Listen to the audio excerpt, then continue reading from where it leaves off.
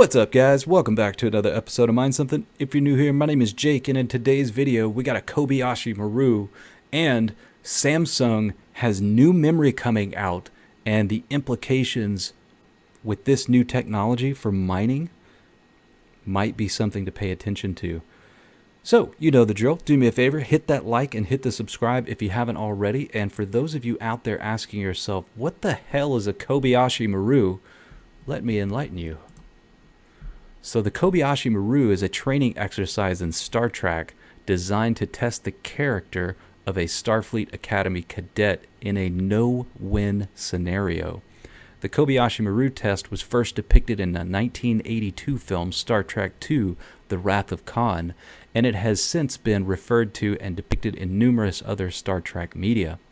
The notional goal of the exercise is to rescue the civilian spaceship Kobayashi Maru, which is damaged and stranded in dangerous territory.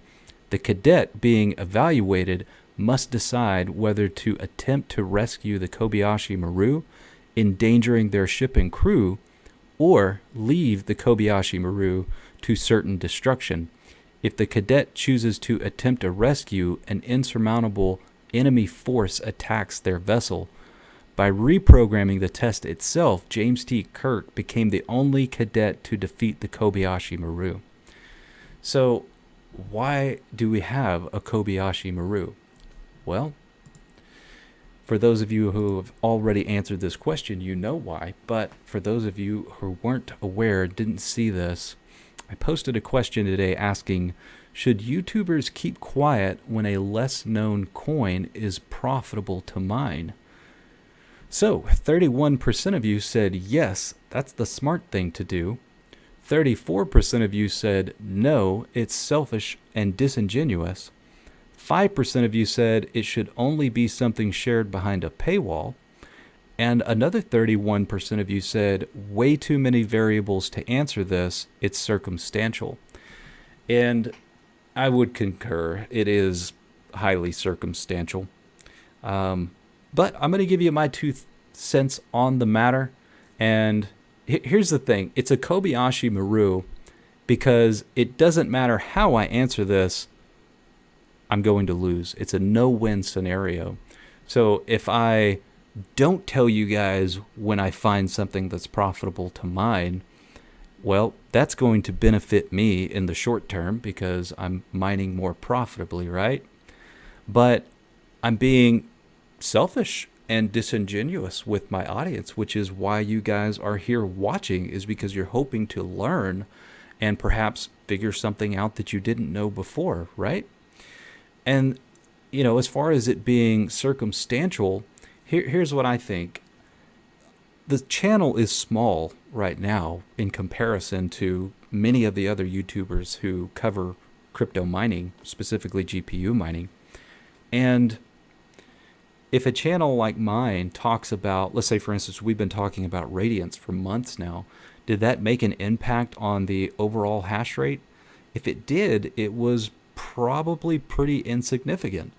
But as the channel grows and gets much larger, you know, if I talk, let's say for instance, if I had 200,000 subscribers and I had mentioned that Radiant was more profitable to mine than Casper or than anything else, and 200,000 people picked up on that, and then, you know, you tell one person, they tell 3 more people, and so on. Before you know it, overnight, a coin becomes unprofitable to mine. And that's a disservice to the whole community who's, you know, basically been bootstrapping this particular project. And so for that reason, it's an ebb and flow right now, and I'm going to take it as it comes. I'm going to continue to tell you guys what I'm doing in hopes that it helps you, but just understand that, you know, perhaps at some point, if what I say hurts more people than it helps, then we need to reevaluate our strategy, so to speak. So I hope that I'm not upsetting 31% of my audience by saying so, or hurting 34% of the audience, or, you know, whatever the percentage is. But there are reasons to do it and there are reasons not to do it. and I'll continue to reevaluate those reasons as we progress. So anyways, moving on, let's talk about the crypto market right now. So we're having a little bit of a pump. Right now, Bitcoin is sitting at 16,922 and Ethereum is at 1272. And as you can tell by this chart here, we are up about 4% on Bitcoin in the last 24 hours and about 8% on Ethereum. XRP coming in at 40 cents still. Dogecoin still at 10 cents. Cardano at 31 cents. Polygon at 86 cents. Litecoin at $79. Solana at 1381. Let's take a look at some of the GPU mineable coins real quick. So let's start with Ravencoin. Ravencoin's up 2.4% on the day. As you can see, most of that came within the last hour, and it is currently about 8 p.m. on November 29th, 2022. Let's take a look at Flux. I noticed Flux was having a nice little pump. So, oh, it selected the wrong thing. Sorry, guys. So Flux is up 6.43% at about 55 cents. And again, most of that coming in about the last hour. Let's take a look at Kaspa. So Kaspa, it did it again. Let's try one more time. Okay, 0.0089 cents, and it's up just slightly, not even 1%. And it's funny, you know, Kaspa really seems to kind of do its own thing parallel to the market. It just kind of, you know, does whatever it wants to do. And unfortunately, we can't check Radiant on CoinMarketCap, but hopefully at some point we can. Let's just go ahead and Google it.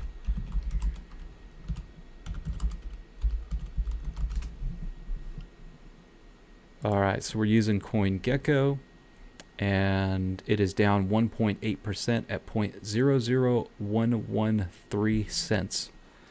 And let's take a look at the chart here. So, yeah, it's been doing pretty good over the last 7 days. We peaked out on the 26th at about 0.00146, which is pretty good.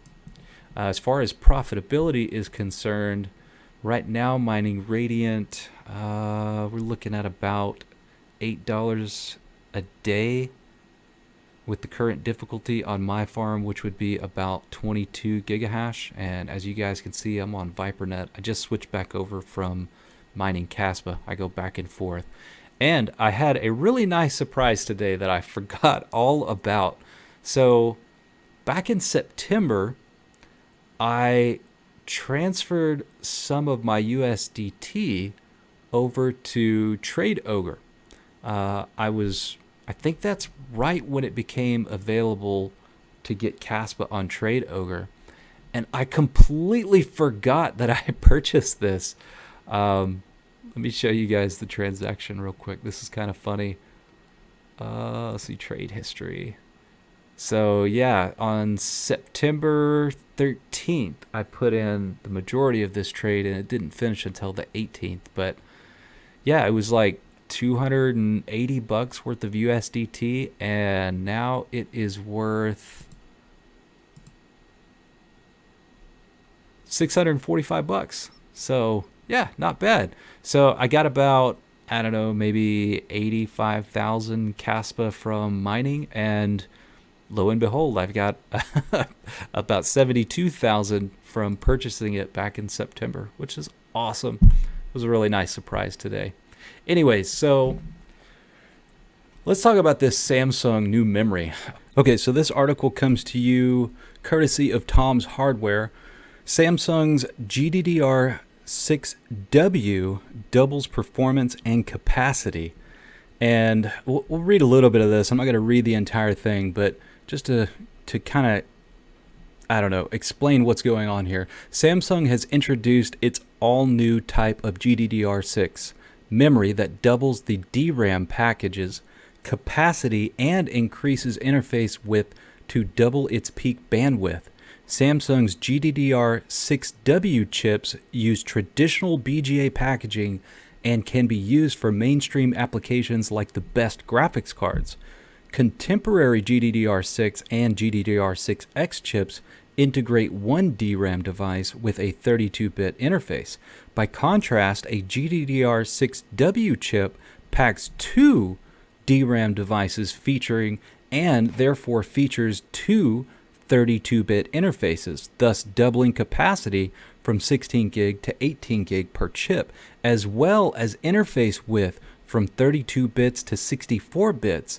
To do so, Samsung's GDDR6W chips use the company's fan-out wafer-level packaging, or FOWLP, technology that replaces traditional printed circuit board with redistribution layer, or RDL, that is thinner and has significantly finer wiring patterns. So here they give you just a little diagram of how they're doing this here. But well, what does this mean for mining? What this means is that memory-intensive algorithms like ETHash and Ergo, we could potentially be looking at doubling hash rates. Now, I don't know if we'll be able to completely utilize all of that, but any kind of performance boost over what we were getting, it will be a huge plus. Now, the big question is, when are these going to be available? And unfortunately, they don't answer that. But there was a video by, I don't remember, another YouTuber. He follows GPU pricing and does videos all about GPUs, basically. But what he was saying is that we could be looking at supers. So like a 4080 Super or 4070 Super.